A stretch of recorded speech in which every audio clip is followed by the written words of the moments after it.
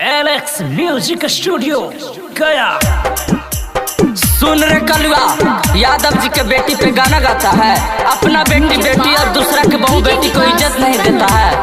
ले सुन, तोरा जनता लोग जूता से मारी, तू तो गलती कैले बड़ा भारी, गलती कैले बड़ा भारी। तोरा जनता लोग जूता से मारी, तू तो गलती कैले बड़ा भारी रे कलुआ।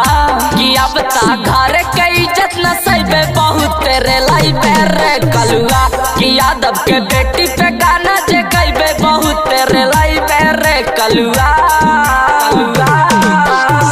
जान बुझ के कलुआ गलती भारी कैनी रे, आय हाय।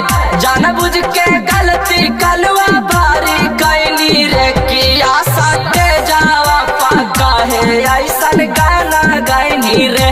किया सटे जावा पाका है ऐसन गाना गईनी रे, गाना गईनी रे। यादव जी असली बरांडे होले, गरजे पूरा ब्रह्मांड डोले, गरजे पूरा ब्रह्मांड डोले।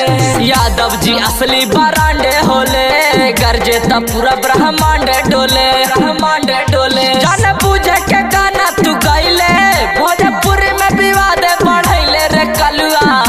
कि अब ता घरे के इज्जत न सही बहुत तेरे लाइबे रे कलुआ। कि यादव के बेटी पे गाना जे गईबे बहुत तेरे लाइबे रे कलुआ।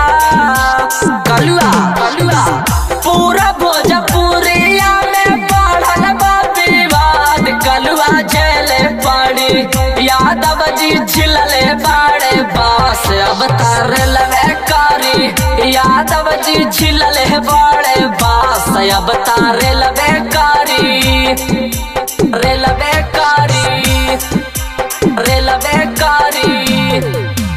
अभी ना देख ले तू यादव के पावर, इज्जत के खातिर बचाने उछावर, इज्जत के खातिर बचाने उछावर। अभी ना देख ले तू यादव के पावर, इज्जत के खातिर बचाने उछावर, जाने उछावर। अब मरलो पर मिलतो ना भीख, जाके भैया के सारी से सीख ले रे कलुआ।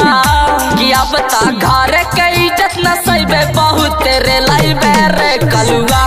कि यादव के बेटी पे गाना जे गईबे बहुत तेरे लाइबे रे कलुआ। ए कलुआ।